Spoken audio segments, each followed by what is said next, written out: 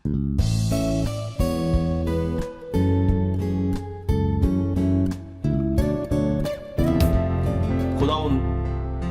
हम तेरा शुक्र करते हैं खास तौर पे रूह कुदस के लिए, जो हमारा अच्छा मददगार, हमारा उस्ताद है और हमें तेरे कलाम के बारे में बताता, सिखाता, समझाता और हमें तेरे हुजूर में लेके जाता। हम उसके लिए तेरा शुक्र करते हैं।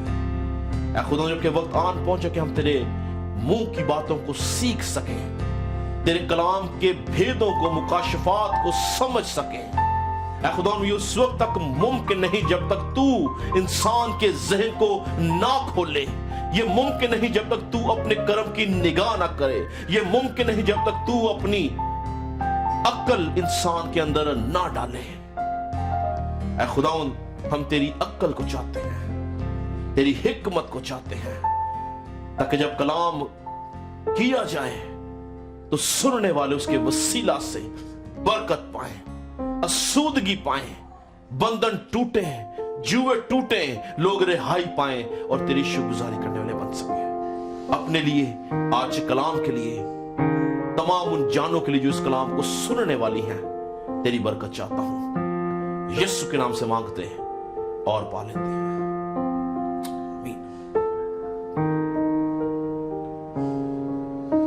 Praise Jesus। हम खुदा उनका शुक्र करेंगे उसकी पाक हजूरी के लिए, उसकी मौजूदगी के लिए, सबसे बढ़कर इन खूबसूरत लम्हात के लिए जो उसके रूह की बदौलत हमें मिले कि हम उसके नाम को जलाल दे सके। Praise Jesus।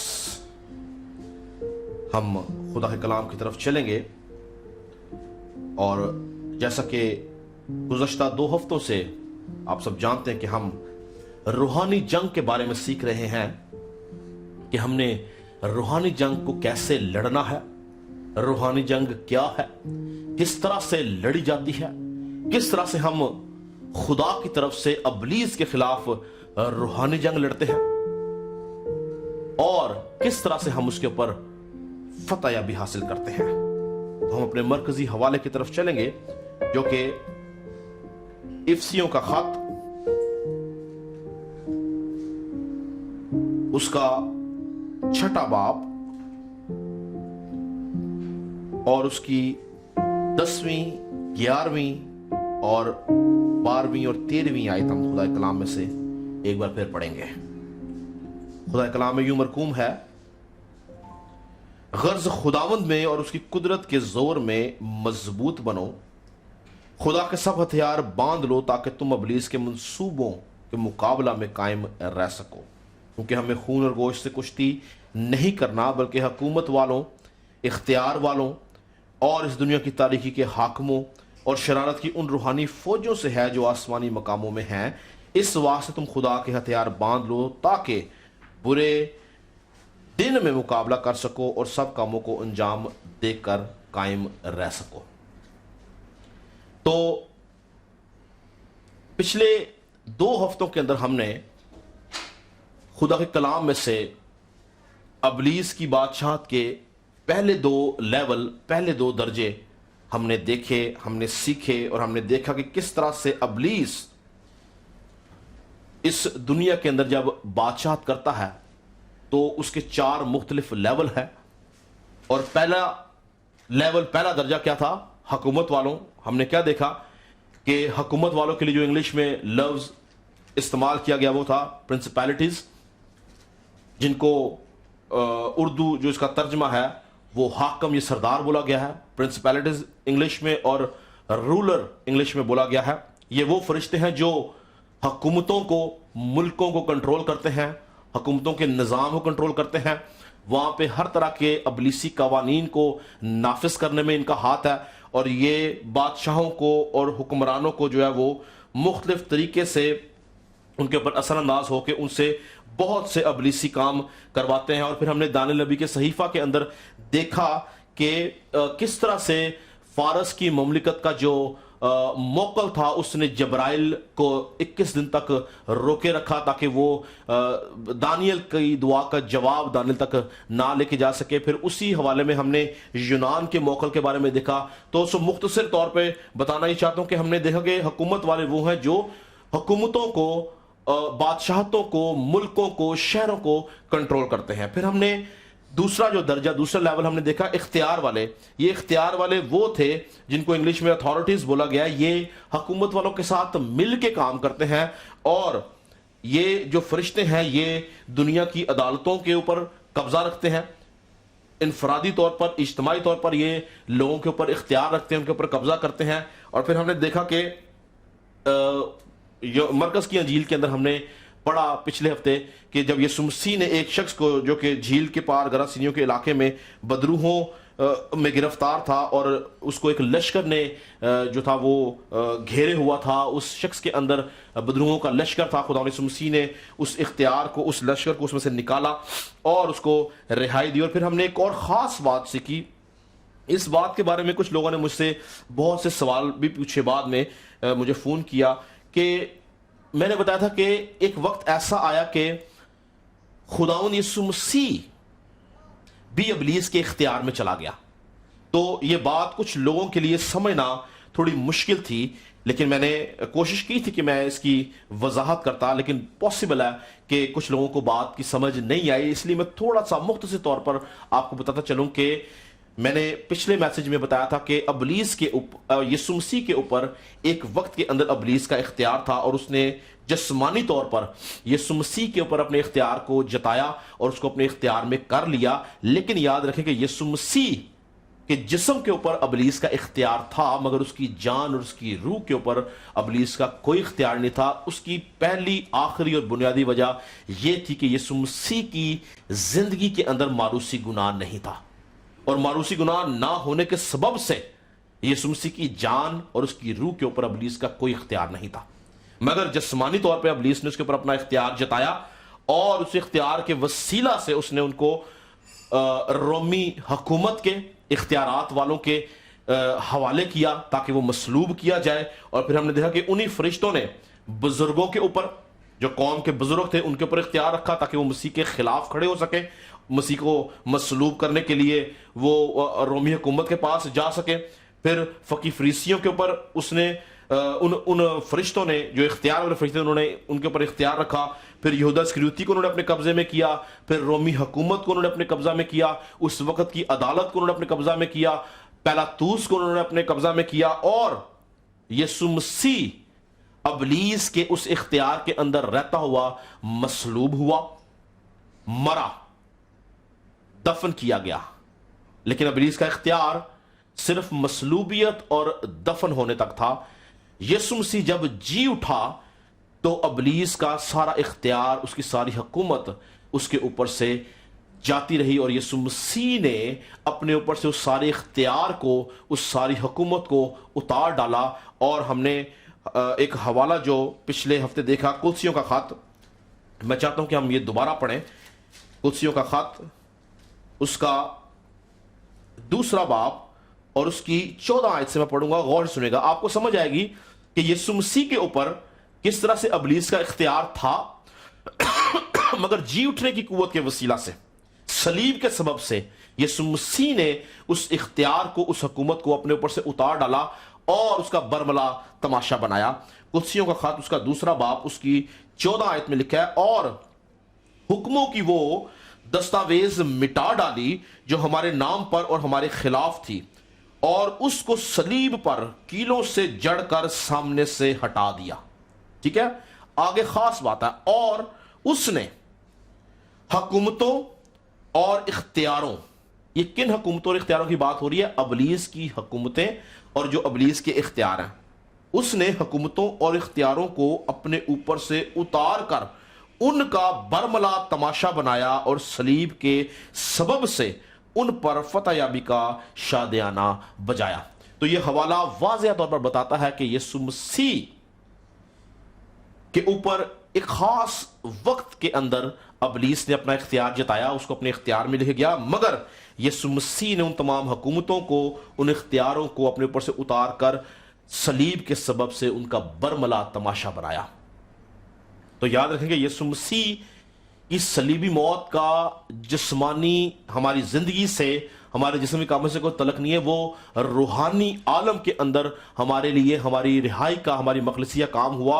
और रूहानी आलम में ही ये कुव्वतें, रूहानी आलम में ये हुकूमतें और इख्तियार वाले थे जिनको यीशु मसीह ने जी उठने के बाद अपने ऊपर से उतार डाला, और इब्लीस का, उसकी हुकूमत का, उसके इख्तियारात का सलीब के सबब से उसने उनके ऊपर फतह याबी का शादियाना बजाया। तो इसलिए याद रखें कि खुदावंद यीशु मसीह के जी उठने के बाद ईमानदारों के ऊपर इन तमाम हुकूमत वाले फरिश्तों का, इन तमाम इख्तियारात वाले फरिश्तों का किसी तरह से कोई इख्तियार और कोई इनका हमारे ऊपर किसी किस्म का कोई असर नहीं होता, क्योंकि हमारी कीमत अदा कर दी गई है। और जब हम यीशु मसीह के ऊपर ईमान लेके आते हैं, जिस तरह यीशु मसीह ने अपने ऊपर से हुकूमत वालों को, इख्तियार वालों को उतार डाला, इसी तरह से जब हम यीशु मसीह के अंदर शामिल हो जाते हैं, उसकी मसलूबियत के अंदर शामिल हो जाते हैं, हम उसके ऊपर ईमान लेके आते हैं कि वो हमारा शख्सी निजात दहिंदा है, तो याद रखें कि हमारे ऊपर इन हुकूमतों का, इन इख्तियार वालों का किसी तरह से कोई इख्तियार नहीं है। आज हम इब्लीस की बादशाहत के अगले दो दर्जे, अगले दो लेवल जो है उनके बारे में सीखेंगे, जिसमें से तीसरा दर्जा क्या था? दुनिया की तारीकी के हाकम। दुनिया की तारीकी के जो हाकम हैं, ये इब्लीस की बादशाहत का तीसरा दर्जा है, और ये वो फरिश्ते हैं जो इस दुनिया के अंदर मौजूद हर तरह की तारीकी के काम को संभालते हैं। गलीतियों का खत उसके 5 बाब की 19 आयत में लिखा है, अब जिस्म के काम तो जाहिर हैं, अब जिस्म के काम तो जाहिर हैं, यानी हरामकारी, नपाकी और शहवत परस्ती। तो याद रखेंगे, जब जिस्म की बात की जाती है तो इसका मतलब है कि दुनिया की बात की जा रही है, क्योंकि जिस्म वाहिद एक ऐसी चीज है जो सिर्फ और सिर्फ दुनिया के अंदर है। जिस्म का रूहानी आलम से कोई तल्लक नहीं। जिस्म पाताल में नहीं है, यानी पाताल में किसी के पास जिस्म नहीं है, आलम अरवाह में अंदर किसी के पास जिस्म नहीं है, आसमान में किसी के पास जिस्म नहीं है, रूहानी आलम में किसी के पास जिस्म नहीं है। जिस्म अगर है तो इस दुनिया के अंदर है। यही वजह थी कि यीशु मसीह मुजस्सम होकर आया, यानी वो जिस्म लेकर आया, क्योंकि प्लेनेट अर्थ के ऊपर रहने के लिए आपके पास जिस्म का होना जरूरी है। तो ये जो फरिश्ते हैं जिनको दुनिया की तारीकी के हाकम बोला गया है, ये तमाम तारीकी के काम, जिस्म के काम जो है, ये उनको इंसान से करवाने में उनकी मदद करते हैं। तो पौलुस रसूल गलतियों 5 में कहता है कि अब जिस्म के काम तो जाहिर हैं।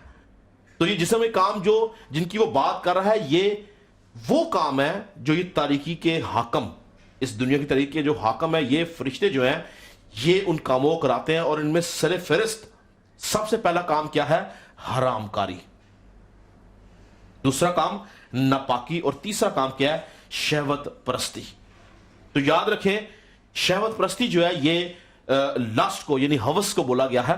तो ये जो फरिश्ते हैं, ये फरिश्ते इस दुनिया में रहते हुए इंसान से हरामकारी करवाते हैं, ज़नाकारी करवाते हैं,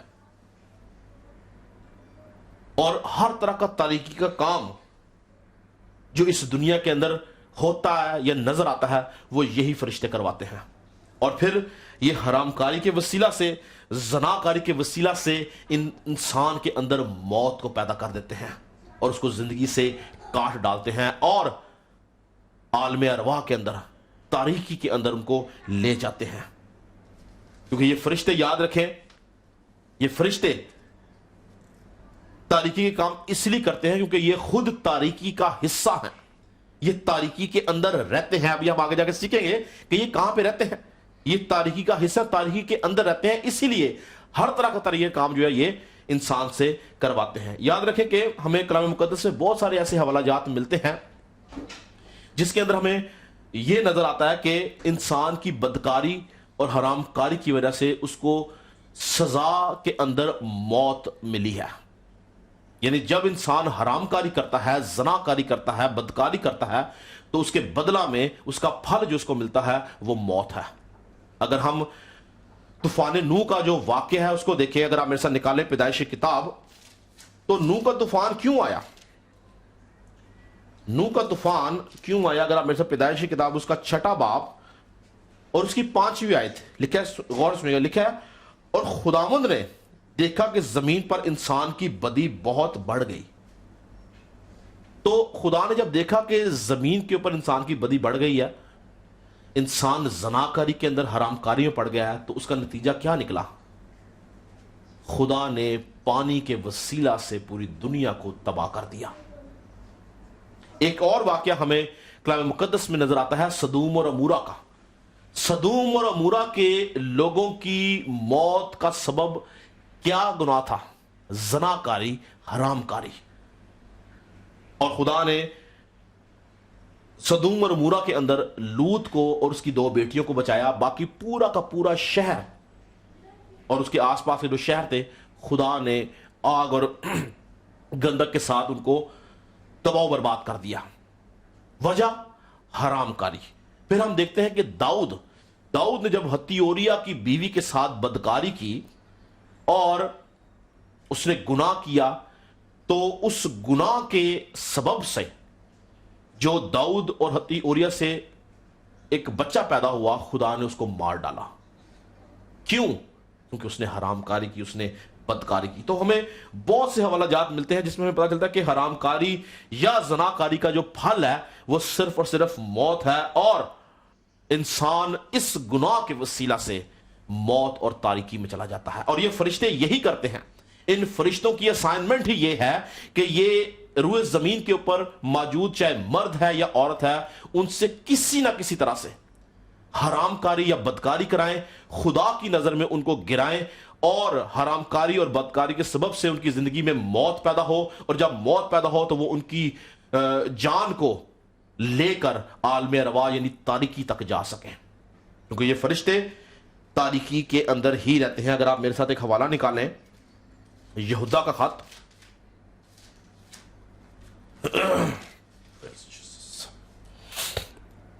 یہودا کا خط اس کا 1 باب, اس کا ایک ہی باب ہے. یہودا کا خط اس کا ایک ہی باب ہے, اس کی ہم 6 آیت سے پڑھیں گے. غور سے سنیے گا. لکھا ہے, اور جن فرشتوں نے اپنی حکومت کو قائم نہ رکھا بلکہ اپنے خاص مقام کو چھوڑ دیا, ان کو, ان فرشتوں کو یعنی ان کو اس نے دائمی قید میں تاریکی کے اندر, کہاں پہ رکھا ہوا ہے؟ جن کو تاریکی کے اندر روز عظیم کی عدالت تک رکھا ہے. تو یہ فرشتے جو ہیں یہ کہاں پہ ہیں؟ یہ تاریکی کے اندر ہی ہیں. خدا نے ان کو دائمی قید میں یعنی تاریکی کے اندر روز عظیم کی عدالت تک ان کو رکھا ہے تاکہ ان کی عدالت کی جائے. اسی لیے یہ ہر طرح کا تاریکی کا کام جو ہے وہ سر انجام دیتے ہیں اس دنیا کے اندر, جن میں نے کیا بتایا سر فہرست حرام کاری, زناکاری ہے.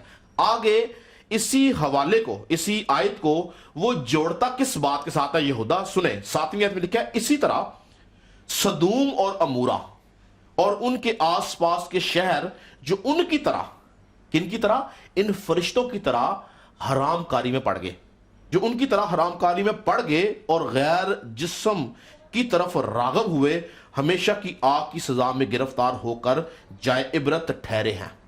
تو یہاں پہ یہودا بتانا یہ چاہتا ہے کہ سدوم اور عمورہ کے جو لوگ تھے وہ انسان تھے, لیکن انہوں نے ان فرشتوں کی طرح جو تاریکی کے اندر ہیں اور حرام کاری کو فروغ دیتے ہیں, اس دنیا میں حرام کاری کرتے ہیں اور انسان سے کرواتے ہیں, ان لوگوں نے یعنی سدوم اور عمورہ کے لوگوں نے ان کی طرح حرام کاری کی اور غیر جسم کی طرف راغب ہوئے, اور نتیجہ کیا نکلا؟ غیر جسم کی طرف راغب ہوئے, ہمیشہ کی آگ کی سزا میں گرفتار ہو کر جائے عبرت ٹھہرے ہیں. تو نتیجہ کیا نکلا؟ حرام کاری کا پھل کیا ملا؟ موت. تو یاد رکھیں کہ یہ فرشتے, ان فرشتوں کا جو بنیادی کام ہے وہ یہی ہے کہ یہ کسی نہ کسی طرح سے انسان کو بدکاری کے اندر, حرام کاری کے اندر پھنسا سکیں, یہ اسے ہر طرح کا ناپاکی کا کام کروا سکیں. اور ایک تحقیق کے مطابق یہ فرشتے یا یہ جو حاکم ہیں یا یہ جو قوتیں ہیں, یہ ایک تصور کے مطابق کہا جاتا ہے کہ یہ ان کی حکومت جو ہے وہ پانیوں کے اوپر ہے. یہ سمندروں کے اندر رہتے ہیں, سمندروں کے اوپر ان کا قبضہ ہے اور سمندر میں ان کی حکومت ہے. کیونکہ یاد رکھیں کہ میں آپ کو بتاتا چلوں کہ سمندر دن کے ٹائم جب فل سورج ہو, یعنی کہ کسی بھی طرح سے جو ہے آپ اگر دن کا ٹائم یعنی جب سورج کا ٹائم ہوتا ہے اس وقت آپ اگر سمندر کی تہ میں جائیں تو وہاں پہ آپ کو تاریکی ملے گی. سمندر کی تہ کے اندر دن رات کا کوئی امتیاز نہیں ہے, وہاں پہ چاہے دن ہے چاہے رات ہے, وہاں پہ صرف تاریکی ہے. یہ قوتیں وہاں پر رہتی ہیں اور یہ وہاں سے اپنی بادشاہت کے سارے نظام کو کنٹرول کرتی ہیں. وہاں سے نکل کے یہ دنیا کے اندر آتی ہے اور انسانوں کو مختلف طرح سے یہ ان کے اوپر اثر انداز ہوتے ہیں اور ان سے یہ تمام برے کام کرواتی ہیں. اور یاد رکھیں یہی وجہ تھی کہ یسوع مسیح نے جب جھیل کے اندر یسوع مسیح جا رہا تھا اور طوفان ہے تو یسوع مسیح نے ہوا اور پانی کو ڈانٹا. تو ہوا اور پانی کو ڈانٹنے کا مقصد اصل میں کیا تھا؟ خدا یسوع مسیح نے ابلیس کو ڈانٹا, کیونکہ ہوا کی عملداری کا حاکم ابلیس ہے اور پانیوں کے اندر یہ قوتیں تھیں. تو جب یسوع مسیح نے ڈانٹا تو لکھا کہ خاموشی ہو گئی, وہ دونوں تھم گئے.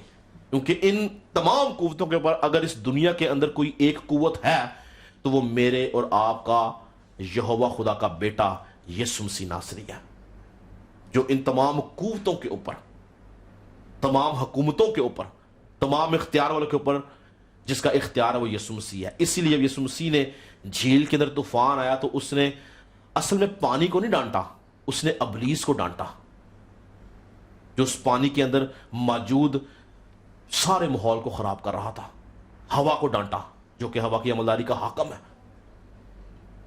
اور جو میں بتا رہا تھا بات کہ ایک تحقیق کے مطابق یہ بائبل بھی ہمیں کچھ حوالہ جات ایسے بتاتی ہے جس سے پتہ چلتا ہے کہ یہ قوتیں جو ہیں یہ پانیوں کے اندر رہتی ہیں اور پانیوں پہ انہوں نے بسیرا کیا ہوا ہے اور وہاں سے ہی اپنی اس سارے سسٹم کو کنٹرول کرتے. اگر آپ میرے ساتھ نکالیں مکاشوہ کتاب اس کا 17واں باب, مکاشوہ کتاب اس کا 17واں باب, اس کی میں پہلی 2 آیات آپ کے سامنے پڑھوں گا, غور سے سنیے گا. لکھا ہے, اور ان 7 فرشتوں میں سے جن کے پاس 7 پیالے تھے ایک نے آ کر مجھ سے کہا, ادھر آ, میں تجھے اس بڑی کسبی کی سزا دکھاؤں. تو یہاں پہ یہ ایک کسبی کا ذکر کیا جا رہا ہے اور اس کی سزا کا ذکر کیا جا رہا ہے. لکھا ہے کہ میں تجھے ایک بڑی کسبی کی سزا دکھاؤں جو بہت سے پانیوں پر بیٹھی ہوئی ہے. تو ان فرشتوں کو, ان قوتوں کو کسبی کے ساتھ تشبیہ دی گئی ہے جو پانیوں کے اوپر بیٹھی ہوئی ہے اور جس کے ساتھ زمین کے بادشاہوں نے حرام کاری کی تھی اور زمین کے رہنے والے اس کی حرام کاری کی میں سے متوالے ہو گئے تھے. تو یہاں پر یہ حوالہ بتاتا ہے کہ یہ فرشتے جن کو کسبی بولا گیا ہے ان کے ساتھ بادشاہوں نے, حاکموں نے حرام کاری کی اور ان کی حرام کاری کی میں سے متوالے ہوئے. 4 آیت میں لکھا ہے, یہ عورت ارغوانی اور کرمزی لباس پہنے ہوئے اور سونے اور جواہر اور موتیوں سے آراستہ تھی اور ایک سونے کا پیالہ مکروہات یعنی اس کی حرام کاری کی ناپاکیوں سے بھرا ہوا اس کے ہاتھ میں تھا اور اس کے ماتھے پر یہ نام لکھا ہوا تھا, راز, بڑا شہر بابل, کسبیوں اور زمین کی مکروہات کی ماں. تو بتا یہ رہا ہے یوحنا کہ یہ جو قوتیں ہیں ان کو کسبی کے ساتھ تشبیہ دی گئی ہے کیونکہ ان کا الٹیمیٹ پرپز, ان کا الٹیمیٹ گول جو ہے وہ صرف اور صرف اس دنیا کے اندر بدکاری اور حرام کاری کو عام کرنا, اس کو فروغ دینا. اور دوسرا ان کا پرپز کیا ہے؟ دوسرا پرپز یہ ہے کہ جب یہ انسان کو بدکاری اور حرام کاری کے اندر پھنسا دیتے ہیں یہ فرشتے, تو الٹیمیٹلی وہ زندگی سے کٹنے کے قابل ہو جاتے ہیں کیونکہ وہ خدا کے خلاف کھڑے ہو جاتے ہیں. اور جب وہ مرتے ہیں تو یہ ان کی جانوں کو لے کے پاتال میں, عالم اروا میں چلے جاتے ہیں کیونکہ وہاں پہ بھی تاریکی ہے, اس لیے ان کو تاریکی کے حاکم بولا گیا ہے. اگر آپ میرے ساتھ نکال لیں مکاشفہ اس کا 9 باب, 9 बाब की मैं 11 आयत से पढ़ूंगा, जरा सुनिएगा गौर से कि ये इन फरिश्तों के पास मारने का भी इख्तियार है। ये जब हरामकारी करवाते हैं इंसान से, उनको मारते हैं और फिर तारीखी के अंदर उनको ले जाते हैं। गौर सुनिएगा, 9 बाब की 11 आयत में लिखा है, अथा गड़े का फरिश्ता उन पर बादशाह था, उसका नाम इब्रानी में अब्दून और यूनानी में अपलून है। पहला अफसोस तो हो चुका, देखो इसके बाद 2 अफसोस और होने वाले हैं। और जब छठे फरिश्ते ने नरसिंगा फूंका तो मैंने उस सुनहरी कुर्बान गाह के सींगों में से जो खुदा के सामने से ऐसी आवाज सुनी कि उस छठे फरिश्ते से जिसके पास नरसिंगा था, कोई कह रहा है कि बड़े दरिया यानी फरात के पास जो 4 फरिश्ते बंधे हुए हैं उन्हें खोल दे। अब ये फरिश्ते कहां बंधे हुए हैं जी? बड़ा दरिया जो फरात जिसका नाम है, लिखा कि ये 4 फरिश्ते जो बंधे उनको खोल दे। और खोलने के बाद इनकी जॉब डिस्क्रिप्शन क्या है, यानी कि इनको काम क्या सौंपा गया, वो सुने। बस वो चारों फरिश्ते खोल दिए गए जो खास घड़ी और दिन और महीने और बरस के लिए तिहाई आदमियों के मार डालने को तैयार किए गए थे। तो अब ये फरिश्ते जो हैं इनको खोला गया और उनको काम क्या दिया गया कि ये दिनों महीनों और बरसों के अंदर तिहाई आदमियों को मार डालें। तो ये मार डालते किस तरह से हैं? जब ये हरामकारी में इंसान को मुब्तला करते हैं, जनाकारी के अंदर मुब्तला करते हैं, उसके बाद ये इंसान को मार डालते हैं और तारीक गारों में ले जाते हैं, आलम अरवा में ले जाते हैं, इंसान को जिंदगी से जुदा कर देते हैं, खुदा के नूर से काट डालते हैं और इंसान जिंदगी के काबिल नहीं रहता। मगर एक बात याद रखें कि जब हम खुदा यीशु मसीह के ऊपर ईमान रखते हैं तो हमारे लिए, जब हम यीशु मसीह में सोते हैं तो हमारे लिए ये फरिश्ते नहीं हैं, हमारे फरिश्ते दूसरे हैं जो खुदा की तरफ से मुकर्रर किए गए हैं। अगर मेरे साथ आप लूका की अंजील निकालें, लूका की अंजील उसका 16वां बाब, 16 बाब की 22 आयत। ये लाजर का, और लाजर जो गरीब शख्स था और जो अमीर आदमी की कहानी है। 22 आयत में लिखा है, और ऐसा हुआ कि वो गरीब मर गया और फरिश्तों ने उसे ले जाकर इब्राहिम की गोद में पहुंचा दिया। तो ये वो फरिश्ते हैं जो खुदा की तरफ से मुकर्रर किए गए हैं ईमानदारों के लिए, जो उनकी रूहों को खुदा के पास लेके जाते हैं। लेकिन जो मौत के फरिश्ते जो इब्लीस की तरफ से मुकर्रर किए गए हैं, वो इंसान को हरामकारी में मुब्तला करते हैं और फिर उनको ले जाते हैं तारीक गारों के अंदर जहां पे वो खुद रहते हैं। तो याद रखें कि हमें अपनी जिंदगी के अंदर देखना यह है कि क्या ये तारीकी के हाकम हमारे ऊपर किस तरह से हुकूमत तो नहीं कर रहे, क्या हम जनाकारी का या बदकारी का शिकार तो नहीं है। क्योंकि याद रखें मौजूदा दौर के अंदर इब्लीस की जितनी हुकूमत है उसके अंदर ये वाला जो दर्जा है, ये लेवल जो है, जो तारीखी के जो हाकम है, ये बड़ी जबरदस्त तरीके से दुनिया के अंदर काम कर रहे हैं। एक तहकीक के मुताबिक दुनिया का 90% हिस्सा इनके कब्जे में है। आज मुमकिन है कि एक इंसान को बदकारी के लिए या जनाकारी के लिए किसी जगह पे ना जाना पड़े, वो अपने घर में बैठा बदकारी और जनाकारी कर लेता है। इब्लीस ने मीडिया, टीवी, इंटरनेट के वसीला से बदकारी को आम कर दिया है। मगर यीशु मसीह ने बड़े सख्त अल्फाज, बड़ी खास तालीम इसके बारे में दी। मैं चाहता हूं कि वो हम हवाला पढ़ें, मेरे साथ मिलकर निकालिएगा। मत्ती की अंजील उसका 5वां बाब, मत्ती की अंजील उसका 5वां बाब और उसकी 27 आयत से पढ़ूंगा, गौर से सुनिएगा। लिखा, तुम सुन चुके हो कि कहा गया था कि जना ना करना, लेकिन मैं तुमसे कहता हूं कि जिस किसी ने बुरी ख्वाहिश से किसी औरत पर निगाह की, वो अपने दिल में उसके साथ जना कर चुका। यानी यहां पर आपको किसी तरह से फिजिकल होने की कोई बात नहीं की गई है। यानी कि आप किसी भी तौर से अगर किसी के साथ जिस्मानी तल्लुकात नहीं भी रखते, यीशु मसीह कहता है अगर तुमने किसी को बुरी निगाह से देखा तो तुमने उसके साथ दिल में जना किया। आगे लिखा है, बस अगर तेरी दाहिनी आंख تجھے ٹھوکر کھلائے تو اسے نکال کر اپنے پاس سے پھینک دے، کیونکہ تیرے لیے یہی بہتر ہے کہ تیرے اعضاء میں سے ایک جاتا رہے اور تیرا سارا بدن جہنم میں نہ ڈالا جائے۔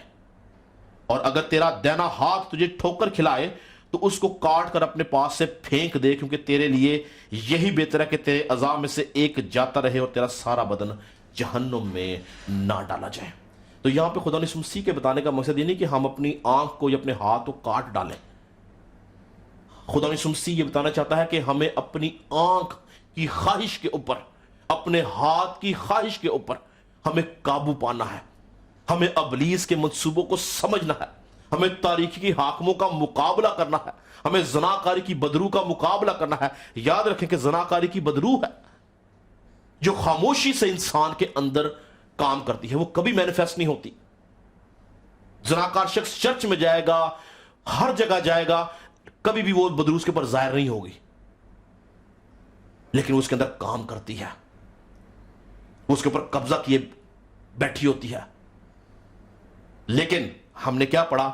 الٹیمیٹلی ایسے کام کرنے والا ہلاکت اور موت کا شکار ہو جاتا ہے، کیونکہ حرام کاری اور بدکاری کا پھل صرف اور صرف موت ہے۔ یسوع مسیح نے بولا کہ بہتر ہے کہ تیرے اعضاؤں میں سے ایک اعضاء کاٹ ڈالا جائے تاکہ تیرا پورا بدن جہنم کی آگ کا وارث نہ ہو۔ آج ضرورت ہے کہ ہم دیکھیں کیا ہمارا بدن کا کوئی حصہ ان قوتوں کے، ان فرشتوں کے جو تاریکی کے حاکم انہیں قبضے میں تو نہیں ہے؟ کیا ہم کسی بھی طور سے ان کے ہاتھوں استعمال تو نہیں ہو رہے؟ اگر ہو رہے ہیں تو ہمیں اپنے آپ کو بچانے کی ضرورت ہے۔ یوحنا کی انجیل اس کے 8 باب کی 12ویں آیت میں یسوع مسیح نے کہا کہ دنیا کا نور میں ہوں، جو میری پیروی کرے گا اندھیرے میں نہ چلے گا بلکہ زندگی کا نور پائے گا۔ تو آپ سوچیں کہ ایک طرف تاریکی کے حاکم ہے، ایک طرف نور کا مالک ہے، ہم کس کی پیروی میں چل رہے ہیں؟ کیا ہم تاریکی کے حاکموں کی پیروی میں ہیں یا ہم یسوع مسیح کی پیروی کر رہے ہیں؟ کیونکہ اگر ہم یسوع مسیح کی یعنی نور کی پیروی کرتے ہیں تو لکھا ہے وہ کبھی اندھیرے میں نہ چلے گا بلکہ زندگی کا نور پائے گا۔ تو ہمیں زندگی کا نور پانے کی ضرورت ہے، یسوع مسیح کی روشنی میں، اس کی پیروی میں، اس کے کلام کی روشنی میں چلنے کی ضرورت ہے۔ جسم کی خواہش پہ، آنکھ کی خواہش پہ، بدن کی خواہش پہ قابو پانے کی ضرورت ہے، کیونکہ یہ فرشتے جن کو ہم نے ابھی سیکھا، تاریکی کے جو حاکم ہیں، ان کا صرف اور صرف یہی کام ہے کہ یہ انسان کو حرام کاری میں ڈالتے ہیں اور پھر اس کی زندگی کو اسے جدا کر کے ان کو تاریک غاروں میں لے جاتے ہیں، کیونکہ یہ تاریکی کے حاکم ہیں۔ ٹھیک ہے؟ اس کے بعد چوتھا لیول کیا ہے؟ شرارت کی روحانی فوجیں جو آسمانی مقاموں میں ہیں۔ تو یاد رکھیں ابلیس کا جو آخری درجہ ہے، آخری جو لیول ہے اس کی بادشاہ کا، وہ ہے شرارت کی روحانی فوجیں جو آسمانی مقاموں میں موجود ہے۔ انگلش میں لکھا ہے spiritual wickedness in high places۔ تو یہ جو قوتیں ہیں، یہ جو فرشتے ہیں، یہ ان کی جو فرسٹ اسائنمنٹ، یہ جو پہلا کام یہ کرواتے ہیں وہ انسان سے بت پرستی اور جادوگری۔ ان کی بات کر رہے ہیں شرارت کی روحانی فوجیں جو آسمانی مقاموں میں ہے۔ یہ بت پرستی اور جادوگری کے وسیلہ سے انسان کے ذہن میں خدا کے خلاف کام کرتے ہیں اور ابلیس کو خدا کے مقابلے میں کھڑے کرتے ہیں کہ خدا اور ابلیس ایک ہے، جو کچھ خدا کر سکتا ہے وہ ابلیس بھی کر سکتا ہے۔ کس طرح؟ جادوگری کے وسیلہ سے۔ جو جادوگر لوگ ہوتے ہیں، آپ کا اگر کبھی تجربہ ہوا، آپ دیکھیں وہ بڑے بڑے عجیب کام کرتے ہیں۔ کیوں؟ کیونکہ ان کے قبضہ میں ابلیس کے موکل ہوتے ہیں۔ یہی قوتیں ہوتی ہیں جو شرارت کی روحانی فوجیں جن کو کہا گیا، اور ان کے وسیلہ سے وہ انسان کے ایمان کو کمزور کرتے ہیں۔ انسان خدا پہ توکل کرنے کے بجائے جادو پہ توکل کرتا ہے، انسان خدا پر بھروسہ کرنے کے بجائے ابلیس پر بھروسہ کرتا ہے۔ وہ خدا کے وقت کا انتظار نہیں کرتا بلکہ جلدی سے اپنا کام کرنا چاہتا ہے جس میں اس کی بھلائی نہیں، بت پرستی اور جادوگری کے وسیلہ سے۔ اور یہ جو یہ جو فوجیں ہیں، یہ جو شرارتی فرشتے ہیں، یہ اس دنیا کے اندر بت پرستی کو اور جادوگری کو فروغ دیتے ہیں۔ اور یاد رکھیں کہ ابلیس جو ہے، ابلیس شروع ہی سے اس بات کا خواہش مند ہے کہ وہ اس کو خدا کا درجہ دیا جائے۔ وہ شروع سے ہی آسمانی مقاموں کا، اونچے مقاموں کا خواہش مند رہا ہے، اور یہی وجہ تھی کہ اس کو آسمانوں سے گرا بھی دیا گیا۔ اگر آپ میرے ساتھ پڑھیں یسایہ نبی کا صحیفہ، ہم نے پچھلی بار بھی یہ حوالہ پڑھا تھا، میں چاہتا ہوں ایک بار پھر ہم اس کو پڑھیں۔ یسایہ نبی کا صحیفہ، اس کا 14 باب اور اس کی میں 12 آیت سے آپ کے سامنے پڑھوں گا، غور سے سنیے گا۔ لکھا ہے، آئے صبح کے روشن ستارے تو کیوں کر آسمان پر سے گر پڑا، آئے قوموں کو پست کرنے والے تو کیوں کر زمین پر پٹکا گیا۔ تو اپنے دل میں کہتا تھا میں آسمان پر چڑھ جاؤں گا، میں اپنے تخت کو خداوند کے ستاروں سے بھی اونچا کروں گا، اور میں شمالی اطراف میں جماعت کے پہاڑ پر بیٹھوں گا، میں بادلوں سے بھی اوپر چڑھ جاؤں گا، میں خدا تعالیٰ کی مانند ہوں گا۔ تو اس حوالہ کے اندر، ان 3 آیات کے اندر، ابلیس نے 5 بار اپنے ساتھ میں کا لفظ لگایا ہے۔ میں یہ کروں گا، میں وہ کروں گا، میں یہ کروں گا، میں وہ کروں گا۔ پڑھیں 5 بار۔ یاد رکھیں کہ میں کا لفظ صرف اور صرف یہوہ پاک خدا کے ساتھ ہی لگتا ہے۔ ہم اپنے ساتھ کہ میں یہ کروں گا ہم نہیں کر سکتے۔ جب تک خدا ہمارے ساتھ نہیں ہے، ہم اپنے ساتھ میں کا لفظ نہیں لگا سکتے، کیونکہ ہماری زندگی میں ہر کام خدا کی طرف سے ہے۔ اور یہ کہتا کہ میں یہ کروں گا، اور پھر 4 بار 4 مختلف لیول پہ یہ اوپر چڑھنے کی بات کرتا ہے۔ اگر آپ اس کو پڑھیں، یہ 4 مختلف لیولوں پہ جانے کی بات کرتا ہے۔ کہتا کہ میں، پہلی بات ہے، کہتا کہ میں آسمانوں پر چڑھ جاؤں گا، میں آسمان پر چڑھ جاؤں گا، پہلی بات۔ دوسری بات کہتا ہے اپنا تخت خدا کے ستاروں سے اوپر لے جاؤں گا، یعنی اونچا کروں گا۔ تیسری بات کہتا ہے شمالی اطراف میں جماعت کے پہاڑ پر بیٹھوں گا، اور چوتھی اور آخری بات کہتا ہے کہ بادلوں سے بھی اوپر چڑھ جاؤں گا۔ تو اس کو گرانے کی وجہ کیا تھی؟ اونچے مقام۔ یہ جو شرارت کی روحانی فوجیں جو آسمانی مقاموں میں آپ کو ان کی جاب ڈسکرپشن بتا رہا ہوں کہ وہ کرتی کیا ہے، کیونکہ یہ ابلیس کی فطرت کا حصہ ہے کہ وہ ہمیشہ اونچے مقام ڈھونڈتا ہے، اپنے آپ کو خدا کی جگہ پہ رکھتا ہے۔ کیا لکھا ہے؟ میں خدا تعالیٰ کی مانند ہوں گا۔ یہی گناہ، یہی بات اس نے ہوا سے کروائی کہ تم ہرگز نہیں مرو گے، بلکہ خدا جانتا ہے کہ جب تم کھاؤ گے تو تم خدا کی مانند ہو جاؤ گے۔ یہی کام اس نے ہوا سے کروایا، اور اسی کام کے وسیلہ سے وہ نیچے گرایا گیا۔ کیوں؟ کہ وہ ہر وقت اپنے آپ کو خدا سے اوپر دیکھتا ہے۔ یہ ابلیس کی کمزوریوں میں سے ایک کمزوری ہے کہ وہ اپنے آپ کو خدا سے اوپر دیکھتا ہے، اونچے مقاموں کا خواہش مند ہے، وہ آسمانوں میں راج کرنا چاہتا ہے۔ اور یہ فوجیں جن کا ہم نے ذکر پڑھا، جو شرارت کی روحانی فوجیں ہیں، ان فوجوں کا بھی یہی کام ہے کہ یہ انسانوں کے اندر جادوگری کے وسیلہ سے ابلیس کو خدا سے بڑا دکھاتی ہیں۔ اگر ایک انسان کسی جادوگر کے پاس جاتا ہے تو اس کی کیا وجہ، وہ کیوں خدا کے پاس نہیں جاتا؟ کہیں نہ کہیں اس کا یہ ایمان ہے کہ اگر خدا یہ کام نہیں کر رہا تو میں جادو کے وسیلے سے یہ کام کر لوں گا۔ کیا یہ بات عام نہیں کہ پاکستان کے اندر یا انڈیا کے اندر یا بہت سے ممالک کے اندر جو عورتیں ہیں وہ اولاد حاصل کرنے کے لیے پیر و فقیروں کے پاس جاتی ہیں؟ کیا یہ بات سچ نہیں کہ لوگ اپنی ازدواجی زندگی کو بچانے کے لیے پیروں فقیروں کا سہارا لیتے ہیں؟ کیا یہ بات سچ نہیں کہ لوگ اپنے خاندانوں کو بچانے کے لیے پیروں فقیروں کا سہارا لیتے ہیں؟ کیا یہ بات سچ نہیں کہ لوگ اپنے روزگار میں بڑھوتی کے لیے جادوگروں کے پاس جاتے ہیں؟ یہ فرشتے جو ہیں یہ انسان کے اندر بت پرستی اور جادوگری کو ڈال کے ان کو خدا سے کاٹ ڈالتے ہیں۔ یہی وجہ تھی کہ خدا نے ابلیس کو نیچے گرا دیا، کیونکہ وہ ان باتوں کا خواہش مند تھا۔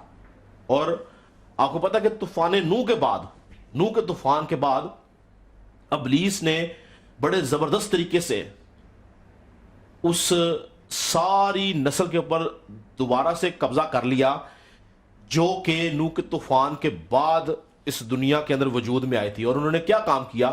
انہوں نے سب سے پہلا کام نوح کے طوفان کے بعد جو سب سے پہلا ایک واقعہ آپ کو نظر آتا ہے پیدائش 11 کے اندر، پیدائش 11 باب کے اندر آپ اس کو پڑھیں تو وہ بابل کا برج ہے. بابل کا برج کیا تھا؟ میرے ساتھ اگر آپ نکالیں تو وہ اونچے مقاموں کی بات ہے. یعنی کہ ابلیس انسان کے اندر اس بات کو پلانٹ کرتا ہے کہ اس کو خدا کے برابر ہونے کی یا خدا تک پہنچنے کی ضرورت ہے. اگر آپ میرے ساتھ نکالیں پیدائش کی کتاب اس کا 11واں باب اس کی 4 آیت میں صرف پڑھوں گا، سنیں. لکھا ہے پھر وہ کہنے لگے کہ آؤ ہم اپنے واسطے ایک شہر، ایک برج جس کی چوٹی آسمان تک پہنچے بنائیں اور یہاں اپنا نام کریں، ایسا نہ ہو کہ ہم تمام روئے زمین پر پراگندہ ہو جائیں. تو یہ نوح کے طوفان کے بعد ابلیس نے یہ ان فرشتوں نے جو آسمانی مقاموں میں ہیں، ان فرشتوں نے ایک بار پھر نسل انسانی پہ قبضہ کیا اور ان کے ذہن میں چیز کیا پلانٹ کی ہے؟ وہ کیا کہتے ہیں کہ ہم اپنے واسطے ایک شہر اور ایک برج جس کی چوٹی آسمان تک پہنچے. اب انسان آسمان تک پہنچنے کی خواہش کب کرتا ہے؟ جب اس کے اندر ابلیس ہوتا ہے. وہ خدا کی مانند بننے کی کب کوشش کرتا ہے؟ جب ہوا کی طرح آزمایا جاتا ہے اور غلبہ حاصل نہیں کرتا بلکہ اس آزمائش میں گر جاتا ہے. کیا لکھا ہے؟ آسمان تک پہنچے بنائے اور یہاں اپنا نام کریں. ابلیس اپنا نام ہمیشہ سے کرنا چاہتا ہے. وہ چاہتا ہے کہ اس کا نام پوری دنیا میں خدا کی طرح نظر آئے، اس کا نام مانا جائے، پوجا جائے. ایسا نہ ہو کہ ہم روئے زمین کے اوپر پراگندہ ہو جائیں. تو ابلیس جو ہے وہ شروع سے ہی اس بات کا خواہش مند، اور اس لیے اس نے نوح کے طوفان کے بعد ان لوگوں کے اوپر قبضہ کیا. یہی وجہ تھی کہ خدا نے جب موسیٰ کی معرفت جو قوم بنی اسرائیل کو شریعت دی، اور اس شریعت کے اندر جو 10 احکام تھے اس میں پہلا حکم کیا تھا کہ میرے حضور تو کسی غیر معبود کو نہ ماننا. یعنی خدا نے حکموں کے اندر پہلا حکم یہ دیا ہے کہ بت پرستی نہ کرنا، جادوگری نہ کرنا،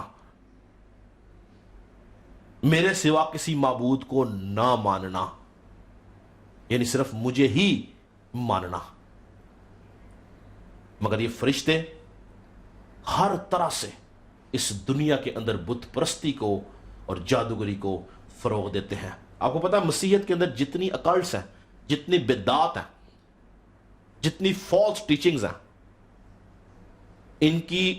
ان کا انوینٹ کرنے والا کون ہے؟ یہی فرشتے ہیں.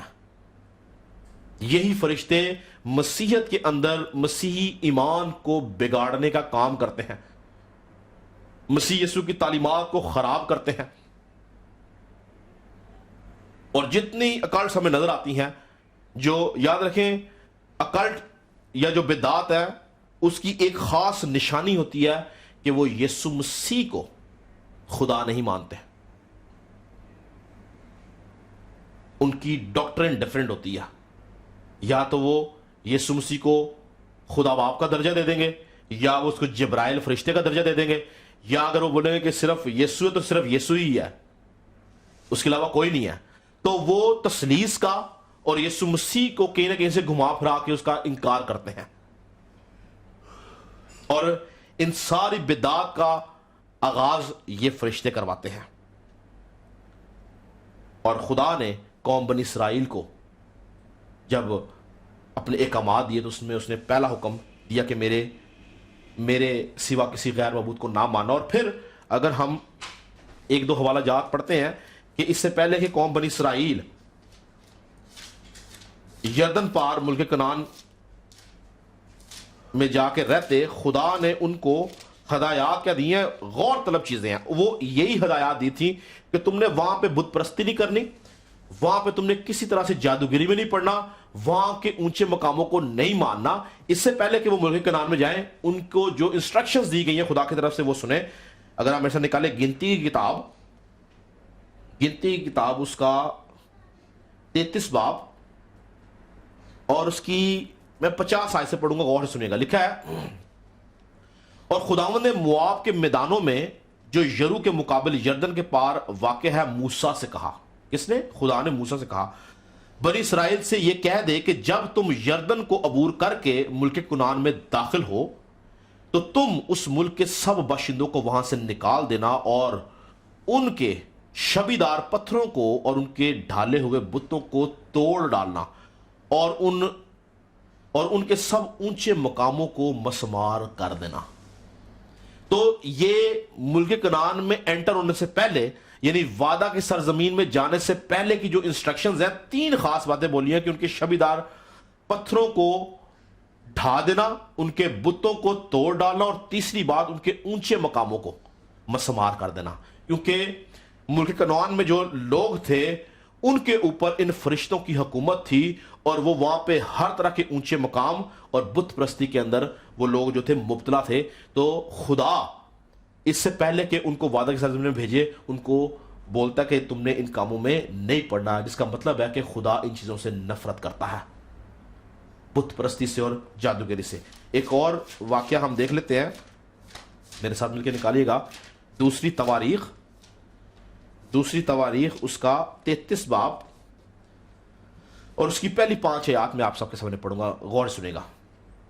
منسی 12 برس کا تھا جب وہ سلطنت کرنے لگا، اور اس نے یروشلم میں 55 برس سلطنت کی، اور اس نے ان قوموں کے نفرت انگیز کاموں کے مطابق جن کو خدا نے بنی اسرائیل کے آگے سے دفع کیا تھا وہی کیا، خداوند کی نظر میں جو خدا کی نظر میں برا تھا، کیونکہ اس نے ان اونچے مقاموں کو جن کو اس کے باپ حزقیہ نے ڈھا دیا پھر بنایا، اور بالیم کے لیے مذبے بنائے اور یہ سیرتیں تیار کیں اور سارے آسمانی لشکروں کو سجدہ کیا. اب یہ کن لشکروں کی بات ہو رہی ہے؟ یہ انہی لشکروں کی بات ہو رہی ہے، آسمانی لشکر جو کہ بت پرستی اور جادوگری کو فروغ دیتے ہیں. لکھا کہ اس بادشاہ نے یعنی منسی نے ان تمام لشکروں کو سجدہ کیا اور ان کی پرستش کی، اور اس نے خداوند کے گھر میں جس کی بابت خداوند نے فرمایا تھا کہ میرا نام یروشلم میں ہمیشہ رہے گا مذبے بنائے، اور اس نے خداوند کے گھر کے دونوں صحنوں میں سارے آسمانی لشکر کے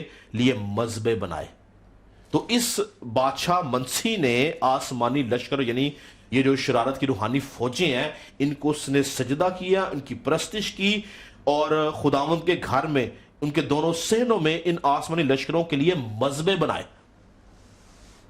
یعنی اس شخص نے، اس بادشاہ نے قوم بنی اسرائیل کے اندر رہتے ہوئے بت پرستی کو، اونچے مقاموں کو، ان شرارت کی روحانی فوجوں کو فروغ دیا، جس کی وجہ سے ان کے اوپر ہلاکت آئی اور خدا نے ان کو ہلاک کیا.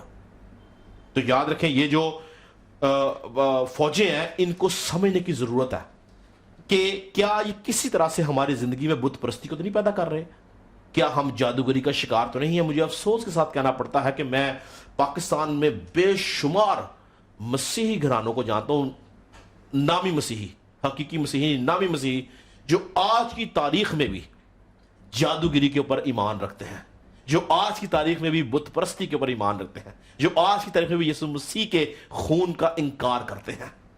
یاد رکھیں کہ ان کے لیے صرف اور صرف ہلاکت اور موت ہے، کیونکہ ہمارا ایمان اگر یسوع مسیح کے اوپر نہیں ہے، یسوع مسیح ہمارا شخصی نجات دہندہ نہیں ہے، یسوع مسیح ہمارا شافی نہیں ہے، وہ ہمارا رازق نہیں ہے، وہ ہمارا پروردگار نہیں ہے، وہ ہمارا مددگار نہیں ہے، تو دنیا میں کوئی قوت ہماری مددگار نہیں ہے.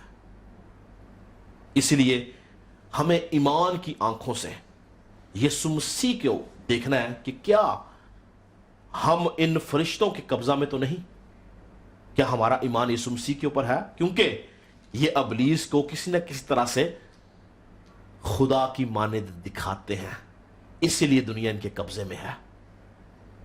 آج ہمیں سوچنے کی ضرورت ہے کہ کیا ہماری زندگی کا محور کون ہے، کہ ہم کسی طرح سے بت پرستی کا شکار تو نہیں. بائبل کہتی ہے کہ غیر معبودوں کے پاس جانے والوں کے دکھ بڑھ جائیں گے، ان کے غم بڑھ جائیں گے. اگر آپ آج تک بت پرستی یا جادوگری کا شکار ہیں تو وقت ہے کہ ہمیں ان فرشتوں سے، ان قوتوں سے، ان حکومت والوں سے، ان اختیار والوں سے نکل کر زندہ خدا کے بیٹے یسوع مسیح کے اوپر ایمان لے کے آنا ہے. میں ایمان رکھتا ہوں کہ جب ہم یسوع مسیح کے اوپر ایمان رکھتے ہیں تو ایمان کی قوت کے وسیلہ سے وہ ہمیں بہت ساری چیزیں کلام مقدس میں سکھاتا ہے. آنے والے دنوں کے اندر ہم جو خدا کے ہتھیار ہیں 6 ان ہتھیاروں کے بارے میں سیکھیں گے علیحدہ علیحدہ کہ کون سا ہتھیار ہم کس طرح استعمال کر سکتے ہیں اور کس ہتھیار کو کس لیے بنایا گیا ہے. یسوع مسیح نے کس طرح سے ان 6 ہتھیاروں کا استعمال کیا اور ابلیس کا مقابلہ کیا, صلیب پہ گیا اور نجات کا کام کیا.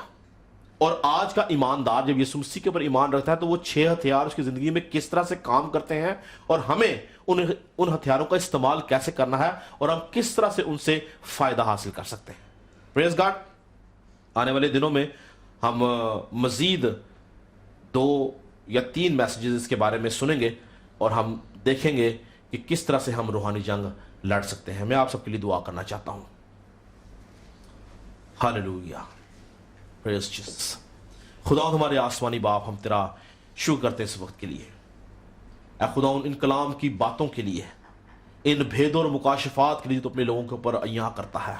اے خدا تیرے لوگ اے خدا جب تیرے کلام کو سیکھتے ہیں تیرا خادم ہوتا ہوا ان کے لیے حکمت, عقل اور دنائی کی روح چاہتا ہوں تاکہ کسی بھی طرح سے اے خدا یہ ابلیس کے شکنجے میں نہ آئیں, یہ حکومت والوں کے, اختیار والوں کے, تاریکی کے حاکموں کے, شرارت کی روحانی فوجوں کے قبضے میں نہ ہو, بلکہ اے خدا تو ان کا محور ہو, روح القدس ان کا مددگار ہو, روح القدس کی قوت کے وسیلہ سے چلتے رہیں اور تیرے نام کو جلال دینے کا سبب بنے. تیرا خادم ہوتا ہوں ان سب کے لیے برکت کی دعا کرتا ہوں, یسوع کے نام سے مانگتے اور پا لیتے ہیں.